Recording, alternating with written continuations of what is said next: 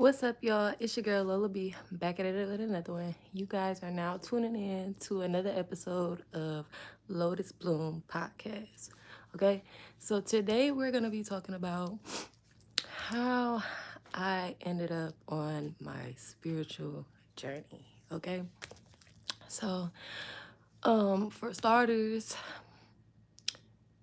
I want to say I always been tapped in. Like I always been like spiritually connected. Um, as a kid, I used to see ghosts. And then like my mom used to tell us stories about how like she was able at one point in time when she used to go to church, she used to be able to see like auras and stuff on people, but it scared her. And she just stopped going or whatever because she was able to see that. So I really took heed to that as a kid, and I always was curious. Like I always had questions about a lot of different things. Some things really didn't make sense to me. So as I got older, throughout the time of having like different experiences, like with my first time seeing a ghost, that spooked me. But at that point in time, like that's something I would never forget. So as I kept going and growing throughout life, I always listened to my inner, like my body or just like my inner gut, which was my intuition. At the time, I didn't know it was intuition. So, like, I would have incidents throughout life where certain things would happen, or I would feel some type of way, or like I would get this nudge or this feeling be like, something ain't right, or don't do this, or whatever the case may be. And sometimes I would listen to myself, sometimes I wouldn't. And the times that I wouldn't listen to myself, yeah, I paid the consequences for it. But the times that I did, I'm thankful that I did listen to myself because if I didn't, no telling where I would be. Like, my intuition has saved me from a lot of different near death experiences, messed up situations. It also has helped other people in the same way.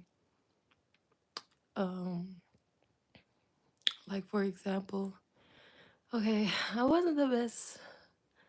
What's up with those bands, girl? What's up? So true, Queen. I relate to this so much. No, for real. Like, I remember this one time. Now, don't judge me, y'all. Like, don't judge me. But I didn't have the best past. Okay. Uh, how do I say this without getting blocked? I used to I used to hustle, and around this time that I was hustling, I had just graduated high school, and my mom had left me and my sister and moved to California. Now my sister was only probably like 16 at the time, and she just up and left us. And we was kind of really stuck at the time because we were really trying to figure out like how the heck we was gonna move around. Like, thank you. And thank you for not judging me. But we was really trying to figure out like how we was gonna move around and like, you know what I'm saying, how we was gonna provide for ourselves. Like the life had really just like hit, you know what I'm saying? So yeah, sometimes in life we have to hustle even though it's not ideal pretty. Yeah, you know what I'm saying? So you know what I'm saying? Me and my sister had ended up my sister at the time, she was dating a girl, so she had this girlfriend.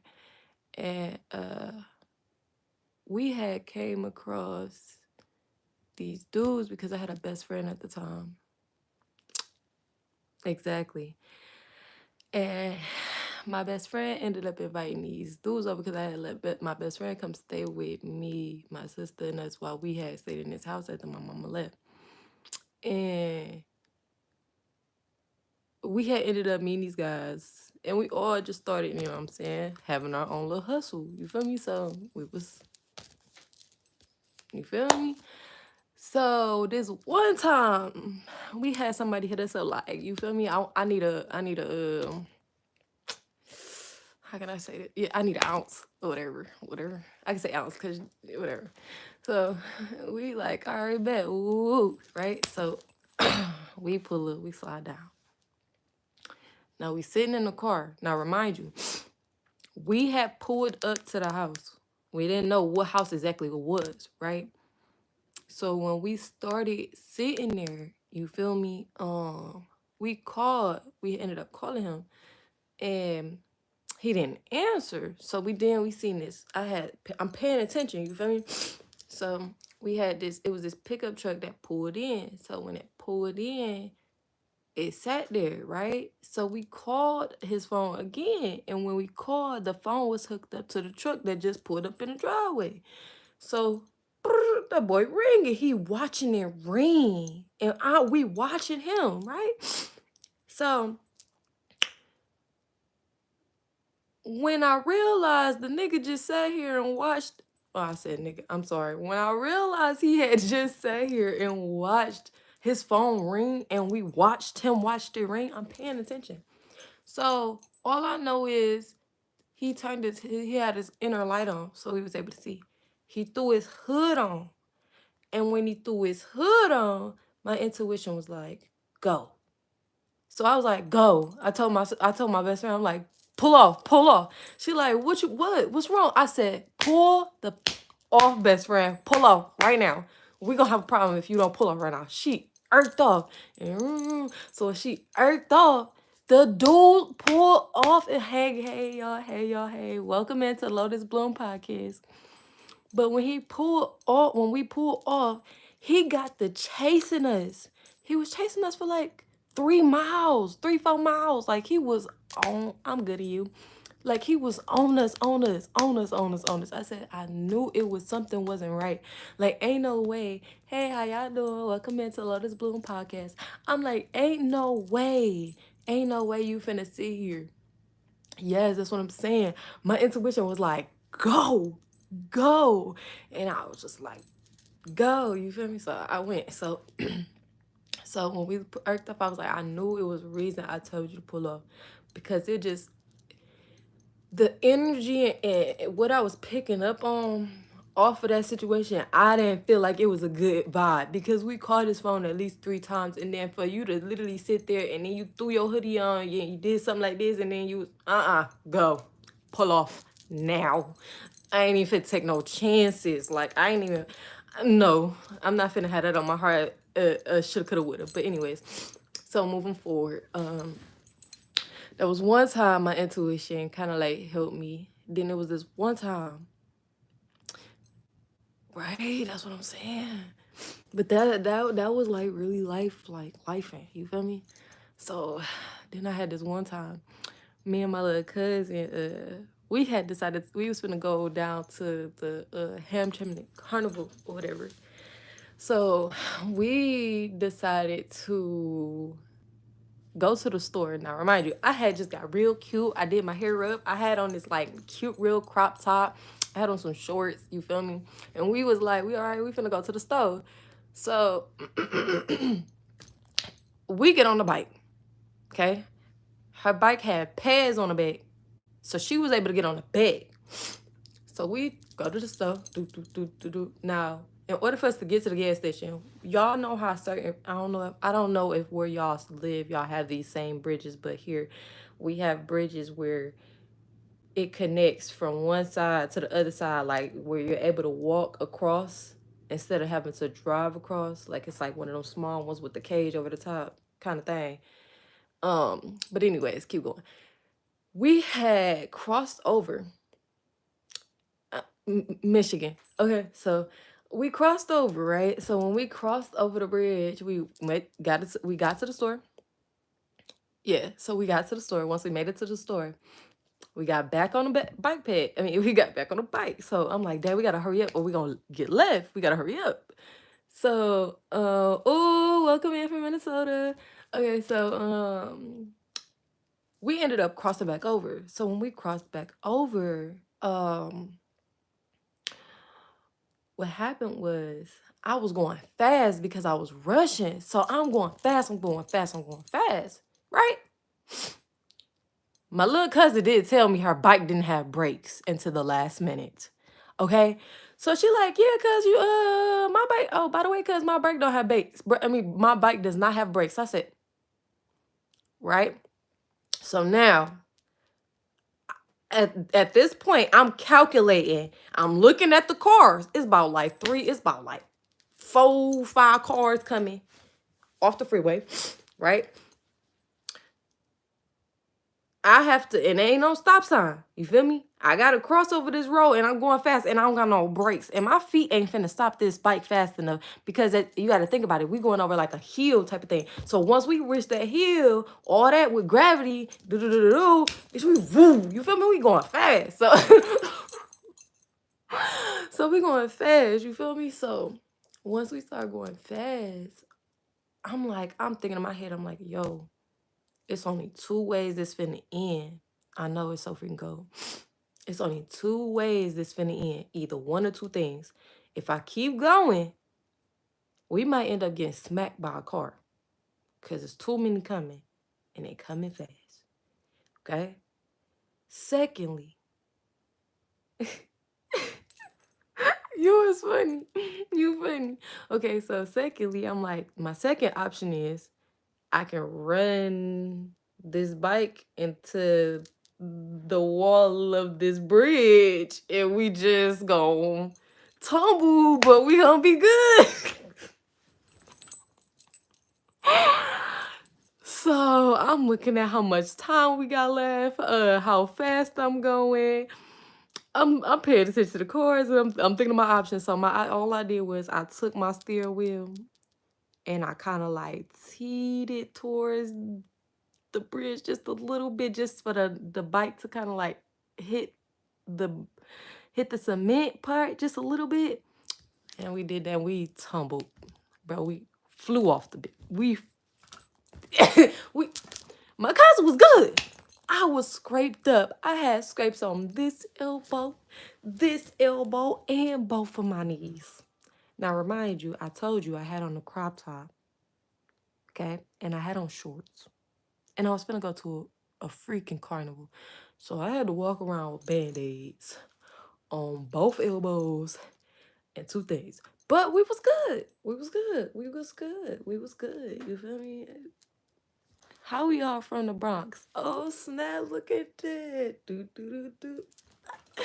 Okay, look at yours. Okay. So, that might be a good thing, you know what I'm saying? But anyways, so that was another time my intuition kind of like saved me from something.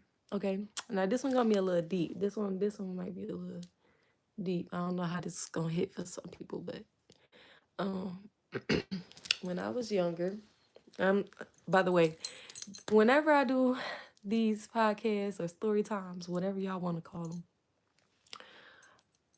I will not be using people real names, okay? I'm giving people fake names, but these are real life stories, okay? These are my real life experiences, okay? So I was about, what grade was I in? I think I was in 11th grade at this time. Was it 11th grade? No, 10th, no.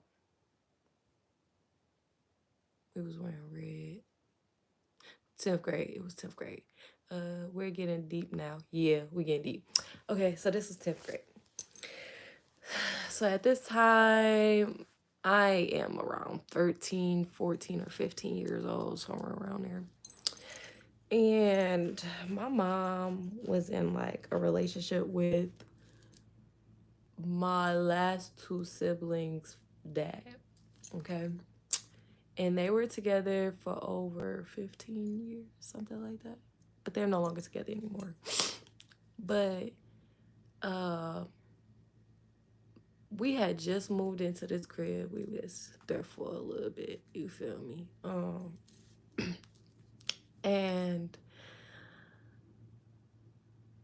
I don't know what happened. I guess it just became too much for my mom, and my mom was just like, she just wanted to end the whole situation. Like she didn't want no parts. So this in particular day, they got to an argument. My mom was like, "I'm good. I'm straight. I don't want no parts." Woo. And he had to grab his stuff and go. Now, I don't know if my mama had just met this new friend or she had met this new friend after he had left or this was before. But anyways, keep moving forward. So my mom had a new friend. New friend was cool. You know what I'm saying? New friend was cool. So her baby daddy had to get out. Okay, so he left. Ooh, took some of his stuff. Got to an argument. Ooh, no, the day that he was leaving, he got to an argument. He was like, you know what I'm saying, talking all his mess. Ooh, boom, left. Came back. This particular day that he came back, mom was chilling with her friend. You feel me? Meow. But anyways, mom's was chilling with her friend. You feel me? But mom went in the crib. Like mom's was finna go hang with her friend. So as they was getting in the car, her baby daddy pulled up. Right. So when baby daddy pulled up, he was talking smack. Like talking smack to my mama, like, who is this? Woo woo, was trying to kinda like get crank with her friend a little bit. You feel me? So my mama like, go on ahead on about your business. Woo, woo. I don't want no party. Woo. So my mama and her friend pull off. Baby daddy come in the crib to get his TV and the rest of his shit. So when he come in there getting the rest of his stuff, he talking hella smack about my mom's. You feel me? So I'm like, bro, stop talking disrespectful about my mama. She not here to defend herself. So he talking crazy to me, like, you feel me? Get out of my face, stop talking to me, woo. I'm like, no, I don't want to hear none of that. At this point, I'm not, listen, I don't play about my moms, bruh. Don't sit up here talking disrespectful, calling her a beast, talking all this smack about my mama, talking about what you gonna do. I don't hear none of that. Just get your stuff and going on about your business. She ain't here to defend herself, so all that stuff that you talking about going on. So he got to talking. I said, bro, you talking crazy. I will call my daddy. You talking so much stuff about my daddy, but I will call my daddy. I will call my pops, bruh. I'll call my pops.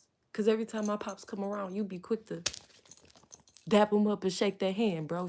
So you need to relax. Pipe down. Pipe it down. Okay? So I guess he got me. So he was just like, it's okay. Because I'm going to come back and KILL y'all in y'all sleep. So everybody else thought he was playing. I didn't take that lightly. You feel me? I didn't take that lightly. I'm like, my intuition already was like, don't take that lightly at all. You need to be on all T's at all times, right? So he left. My mom, she was still out. You feel me? I had called moms, told moms what happened. She was just like, "Oh, he just tripping. Ooh, he ain't gonna come back. He just no, no, no. My intuition, my intuition told me he was gonna come back. So I listened to myself. I wasn't finna play with myself. So the rest of the day, I kept looking out the window. I kept paying attention to the cars that was riding past, just peeping game. So it get about, I want to say it's probably like 8, 9 something. Now remind you, prior to um prior to this incident, him and his family was already coming over there terrorizing us, throwing jacks, like the jacks that be in your hand, the uh uh the the jacks that you could play with the game. They used to take those and throw them at my mom's window and crack her window. They used to bust her tires so we wasn't able to go to school or she wasn't able to go to work, little stuff like that.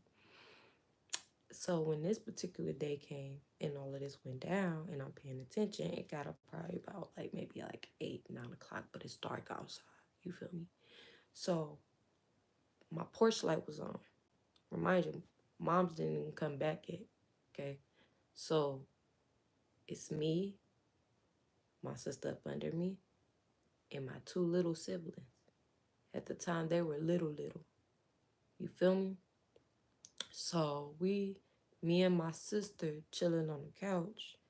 I'm sitting, so we had like a kind of like a three-piece section. It was like a couch, kind of like one of them stools. So the stool part was like by the picture window. We had one of them big picture windows, right? And my sister was sitting on the other couch. So my back is facing the window. So I'm talking to her. Something intuitively telling me, look out the window. So I did. I look out the window. I see a black car with tinted windows creeping up the street. I said, turn all the lights off. Had they ass turn on the light. I said, all of y'all, go in the room, get under the bed, don't say nothing, don't do nothing, don't cry, don't say nothing. Shh. Shh. So as I had them do that, I'm looking out the window. I'm seeing baby daddy get out the car. Whoever brought him over there was telling him like, no, don't do this, bro. Don't do this, bro. Bro, if you do this, I'ma leave you. I'ma pull off. Ooh. Right? He was like, man, I don't give a fuck. I'ma do this. I don't care. So keep going. I'm seeing dude creep up behind the house. He had something in his hand, I didn't know what. So at this time, as I see him go around the back, I done got up and I done stood. So how our house was, we came through the door, it was the front room. Then you went straight, then it was the to your right would have been my mom's door, which led to her upstairs bedroom. And then to the left would have been the hallway, then it would have been me and my sister room, go straight, my brother and my little sister room, the two little siblings, which is his kids, right? Then when you turn right, it would have been the bathroom, right? So where I'm at, I'm in the hallway where my mom's bedroom is. If I look straight, I'm looking at the kitchen. If I turn to my left, I'm looking at the bedrooms, right? So as I'm standing there, I'm hearing him pick the window lock. So I see him pick the lock, and I'm seeing him lift. When I see, now remind you, I had already, before he even made it to the window to pick it, um, I had grabbed the stick. So I had told them, I'm like, don't say nothing, whatever, don't move. Me and my sister, we had a twin set bed, and my mom didn't connect it. So the thick piece wood that was supposed to connect the twin beds, that's what I had in my hand. Okay, so when I heard him pop that boy, he went to the he went to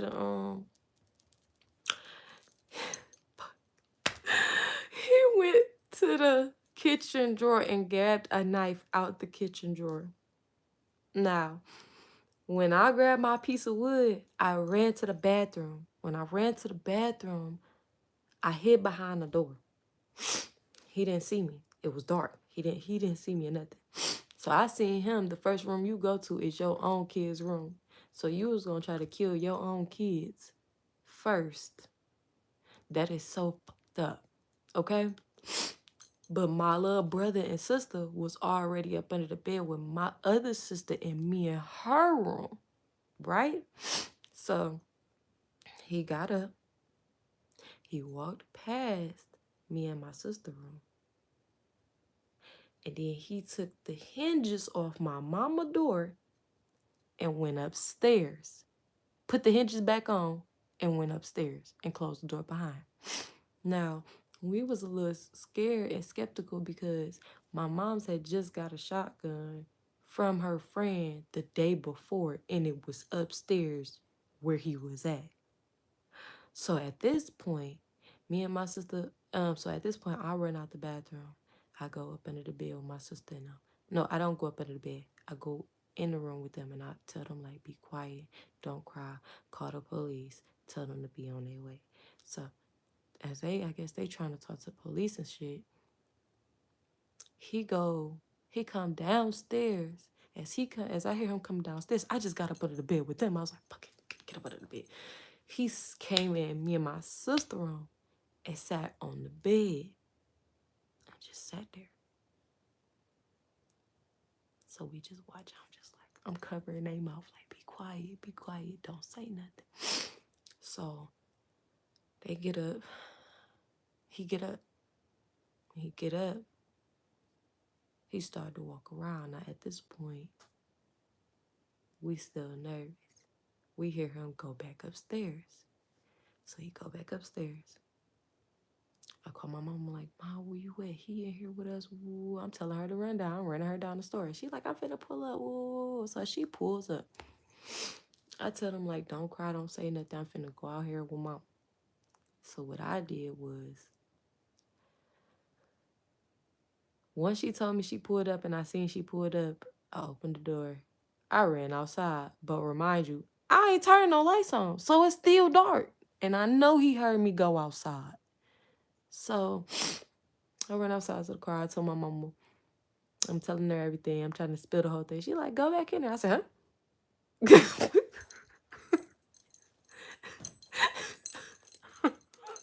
she told me go back in there. I said, you want me to go back in there? Go back in there. Did you not just hear what I just told you? You want me to go? Why? All right, fine. So I take my little thick 2x4. You feel me? I'm nervous. I'm scared. When I tell you I'm scared because I know he heard me. I don't know if this man got this shotgun. I don't know how this finna go down. It's dark. I can't see him. But I know if I walk through this door, he can see me. So when I walk through the door or whatever, I flicked the light. When I flicked the light, he had the knife and jumped out at me and ran past me. So when he ran past me, he ran outside to the car where my mama was. Ran to the side where my mama's friend was. Ended up somehow getting the door open, started stabbing my mama's friend. Bro, I couldn't see that. He was stabbing him in the leg. I had to do something. So I took the 2x4 and I smacked him in the head with it. And he went stumbling and fell into the trash can. And then a friend hopped into the driver's seat and tried to kill him. But he's still alive. Everybody made it out of that situation alive. Well, kind of, sort of. But they did. They made it out alive. But it had got so deep. But I had knew he was coming back. And just off me paying attention to my intuition, I was able to be aware. Not even just aware. I was able to be a few steps ahead of him in that situation because I was listening to my inner guidance. You feel me? That was another way I was able to save me and my siblings. Let me see. What's another way? Another way another way would probably be my intuition helped me get out of a really bad relationship that I was into. But throughout these experiences, these are like experiences that I experienced as a child, things throughout my teenage years and adult years. Like, it didn't save me throughout different situations, and it didn't also help me save other people. And then I started coming across different people throughout my lifetime who had different spiritual beliefs than what I had known. And I had came across this man who introduced me to the Kemetic Bible. And then I started getting deep into that. And then later on down the line, I ended up moving to Florida. And I got connected with this lady. And she was telling me about crystals and sage. Now, I already knew that I came from a bloodline of Cherokee and Navajo Indians. So I already knew that, but I didn't know too much about them. So once I learned about like crystals and sage and like energy and frequencies, I really started trying to get more knowledge about my roots and where I came from. So I started hearing stories about how my great grandmother used to heal my mother and her siblings with just herbs and remedies. And I also had a grandmother on my father's side who actually had a green thumb garden, could grow anything you could think of. You feel me? So when I knew about that, I started gaining more knowledge. So I started learning about how, you know, the tribes that I come from, they're either good with their hands or they are considered shamans, mediums, and all of that. So I was like, oh, snap. When I know that, I was like, okay, well, that makes sense on why I'm highly intuitive and I can pick up on certain things of people and I can pick up on things through like music and movies and stuff like that. So, um, when I was going through this bad relationship, I have always been attracted to tarot readers like throughout my whole life, even as a kid. I always was interested into like astrology and stuff like and numerology and stuff like that as a kid. Like I was always big on metaphysical and so when I did get into this relationship and I started learning more about myself, I decided to pick up my own deck. So I started reading for myself. Then I started reading for TikTok. And I was noticing the feedback that I was getting not only from for myself, but for TikTok. And then my family and friends found out and I started doing readings for them. And then they would start like, how you know what you know? And oh my God. So I started having them coming to me and getting readings when they started knowing like, yeah, she knows what she's talking about. So throughout that relationship, I had learned so much about that relationship, him, myself.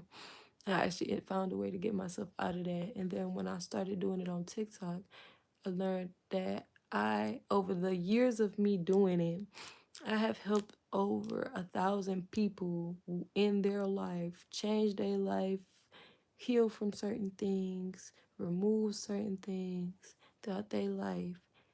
And it brings me so much happiness to know that that's how I'm helping people. Like I love doing things to help people. I'm a humanitarian. So to know that not only did God or the Most High give me gifts that I can not only help myself, but I can help others too. It's a blessing. I don't really charge for it either. I don't really, because I feel like the Most High in the universe and the divine will make sure things work out in my favor. I'm just doing things that I have a passion for, and I have a passion for being myself. I have a passion for showing love. I have a passion for helping people. I have a passion for growing and evolving and learning. And I have a lot of people who don't like it, who look down on me, who think it's evil, but I don't judge them, nor do I look at them any different. Even though they look at me different, what I look at it as, I just look at it like you lack knowledge, okay? You just lack knowledge. They eating the cats and they eating the dogs. Not for real. Like some people lack knowledge, so I don't stoop down to people level when they don't understand me. And if I feel like if people don't accept me for who I am authentically, when it comes down to me being intuitive, me being tapped in, I really just remove myself because it's like what's for me is for me. And if you don't accept me, that means you're not a part of my tribe. If you don't accept the things that I do in my life for me authentically showing up as myself, you don't accept me for me, then you no longer need to be a part of my life. Yeah, he is. But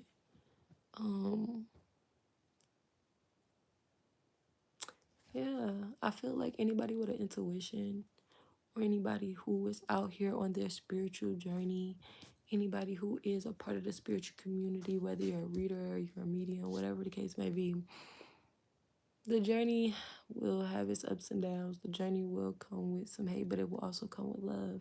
And you don't need to worry about being accepted or or or or being or the validation of other people, okay? Because what you do and what you have a passion for, that's you. The Most High gave you gifts to help others.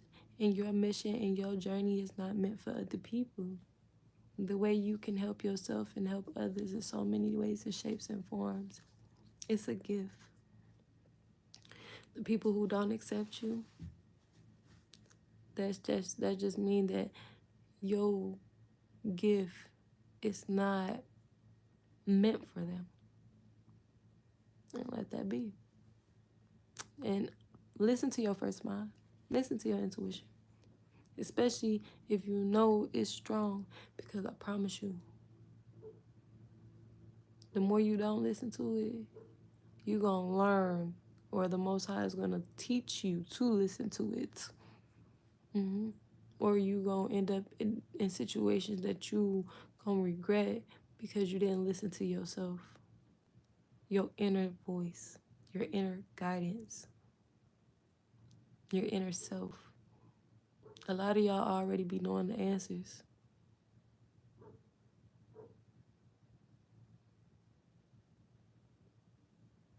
You confuse yourself when you get the access for validation the opinions of other people. And that's facts. I stay prayed up. And I continue to ask Most High and the Great Divine for guidance, protection, all that and some. But yeah, y'all. This is really how my spiritual journey got started. I'm intrigued. I'm not gonna lie. And I'm excited for what's next on this journey. I am. And this journey has also brought me closer to God. It has also helped me build a bond with myself. It has also pushed me on a journey of self-love and understanding myself and people more. Like,